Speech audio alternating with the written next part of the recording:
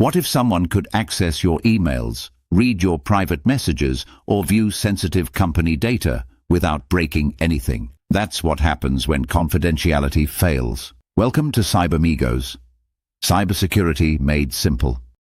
Today, we're going deeper into the first pillar of the CIA triad: confidentiality. At a high level, confidentiality is about keeping data private, but in reality, it's really about control. Control over who can see information, who can access it, and who should be kept out. If the wrong person can view sensitive data, confidentiality is broken. To protect confidentiality, organizations usually rely on multiple layers. The first is authentication. Authentication is about proving identity. In simple terms, it answers the question, are you really who you say you are? That might involve a password, multi-factor authentication, or another verification step. If authentication fails, an attacker may be able to log in as a legitimate user. But proving identity is only the beginning. The next layer is authorization. Authorization decides what an authenticated user is actually allowed to access. Not every user should have access to every file, every mailbox, or every database. This is where least privilege matters. People should only get access to what they genuinely need to do their job.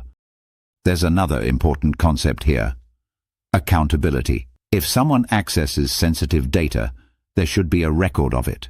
That means activity logs, audit trails, and traceability. Because confidentiality isn't only about blocking access, it's also about knowing who accessed what, when they accessed it, and whether that access was appropriate. When you combine these layers together, you start to build strong protection. Authentication verifies identity. Authorization limits access. Accountability creates traceability. And together, they help protect confidential information from unauthorized use. Now think about how this works in real life. Imagine you log into online banking. First, the bank checks who you are. Then it limits what you can see and do. And behind the scenes, it records important activity. All of that helps protect your personal and financial data. So how does confidentiality actually fail?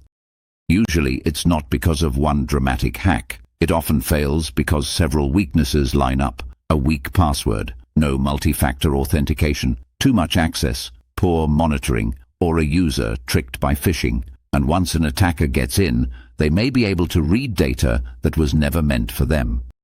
That's why confidentiality is so important. Once private data is exposed, you usually can't take that exposure back. The damage may include loss of trust, financial harm, regulatory consequences, and reputational damage. So protecting confidentiality means thinking in layers: strong authentication, careful authorization, clear accountability, and ongoing review. Because confidentiality is not a one-time setting, it's an ongoing process. Confidentiality protects private information. Authentication proves identity. Authorization controls access. Accountability helps you track what happened. Together, these controls help stop unauthorized access to sensitive data. Subscribe for more cybersecurity explanations. CyberMigos, cybersecurity explained simply.